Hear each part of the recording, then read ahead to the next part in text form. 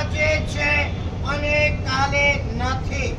ઘડીના છઠ્ઠા ભાગની અંદર શુંનું શું થઈ જાય. ક્યાંક કર્મ સત્તા ત્રાટકે, ક્યાંક આ શરીર દગો દઈ દે, ક્યાંક પરિસ્થિતિમાં વિચિત્ર પલટાઓ આવી જાય અને આપણી આ અનુકૂળતાઓ, આપણી આ સુખાકારીતા હતી ન હતી થઈ જાય.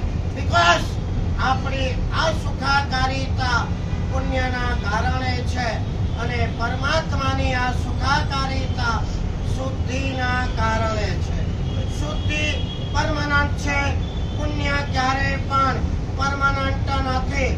એટલે પુણ્યના ભરોસે રહેવા જેવું નથી. પુણ્ય પણ વિશ્વાસઘાતી છે, પુણ્ય પણ ક્ષણિક છે, પુણ્ય પણ તકલાદી છે. આજે છે ને કાલે નથી.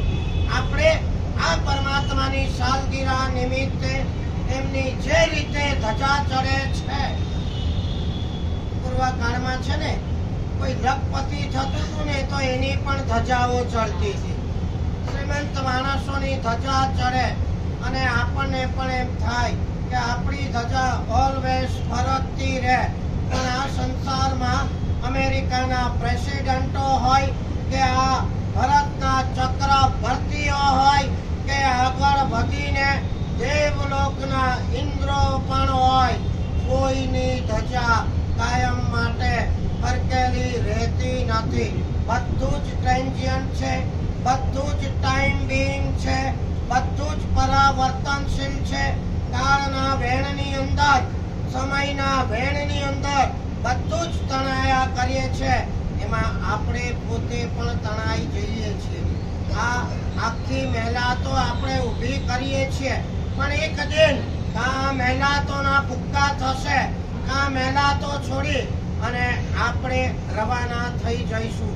રોજ બરોજ આપણી આંખની સામે આપણે ફુગ્ગા ફૂટતાઓ જોઈએ છે. નથી આપણા રૂપિયા આપણને બચાવી શકતા, નથી આપણી સત્તાઓ આપણને બચાવી શકતી, નથી આપણી શક્તિઓ આપણને બચાવી શકતી, કે નથી આપણા સ્વજન પરિજનો કે ડોક્ટરો પણ આપણને બચાવી શકતા. કર્માધીન આખું જીવન લઈને બેઠા. એકમાત્ર આપણે લક્ષ્ય રાખવું છે પરમાત્માની ભક્તિ કરતા કરતા. શું ભાવના ભાવો નિલેશભાઈ ને નિમેશ, શું ભાવના ભાવો?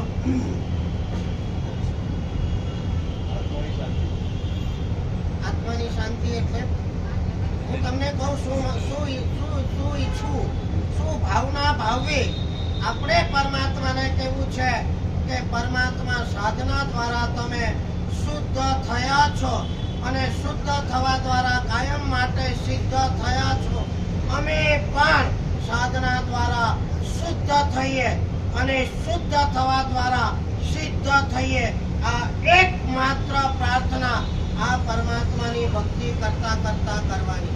પરમાત્માની ભક્તિથી આ પરમાત્માની શુદ્ધિ થઈ, પરમાત્મા સિદ્ધ થયા એટલે આ પરમાત્માની ધજાઓ ચડે છે. ધજા ચડાવતા ચડાવતા કેટલા હૈયા હરખાતા હોય છે, કેટલા મન પુલકિત થતા હોય છે.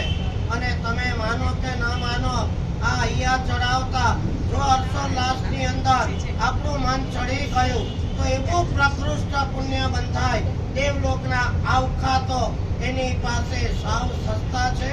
નહીં જોઈએ આપણે દેવલોક, નહીં જોઈએ આપણે સુખ, આપણે જોઈએ એકમાત્ર શુદ્ધિ, આપણે જોઈએ એકમાત્ર સિદ્ધિ. આ શાંતિનાથ પરમાત્મા એની 8મી ધજાનો બહુ જ પુણ્ય પ્રસંગ આપણી સામે આવીને ઊભો છે. પુણ્યશાળી પરિવાર છે, ચુડગર પરિવાર.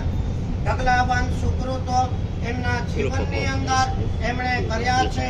ધાર્મિક પરિવાર, સુસંસ્કૃત પરિવાર, જૈન શાસનના એક રત્ન જેવો પરિવાર.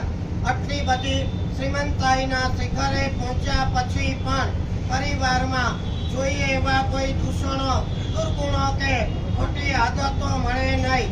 આ એક જૈન શાસન પામ્યા પછીની એમની સરસ મજાની આચરણાની આ એક નિશાની છે.